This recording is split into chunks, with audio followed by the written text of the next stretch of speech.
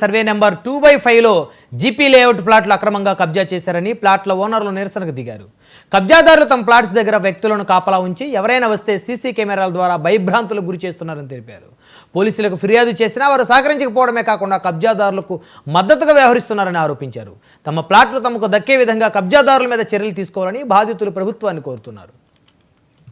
నా పేరు రాజిరెడ్డి మార్పాక. నేను మరియు నా మిత్రులు 10 మంది కలిసి ప్లాట్లు కొనుక్కున్నాం. ఎప్పుడు 2006లో మేము కొనుక్కున్నాము. మాకు అమ్మిన వాళ్ళు 1988లో అండ్ 1997లో కొనుక్కున్నారు. బిఫోర్ వీళ్ళ డాక్యుమెంట్స్ ఫాల్స్ డాక్యుమెంట్స్ కాకముందు ఒరిజినల్ డాక్యుమెంట్ ఉన్నప్పుడు కొనుక్కున్న ఓనర్స్ మేము 10 ప్లాట్స్ మేము కొనుక్కున్నాము. మేము అప్పటి నుంచి మాకు ఎల్ఆర్ఎస్ చేసుకున్నాము. మాకు ఎల్ఆర్ఎస్ కంప్లీట్ అయిపోయింది. ప్రొసీడింగ్స్ కూడా వచ్చినాయి. పర్మిషన్స్ అప్లై చేసుకున్నాము. పర్మిషన్స్ కూడా ఉన్నాయి. మేము గోడ కట్టుకున్నాము. గోడ కట్టుకుంటే ఒక రాత్రికి రాత్రి వచ్చి దొంగతనంగా ఆఫ్టర్ 3 months గోడలన్నీ కూలగొట్టినారు మావి.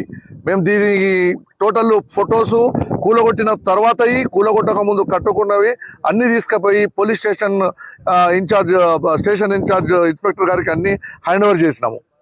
టోటల్ వాళ్ళు అన్నారు మీకు న్యాయం చేస్తామని అన్నారు. ఎవరైతే కూలగొట్టిల్లో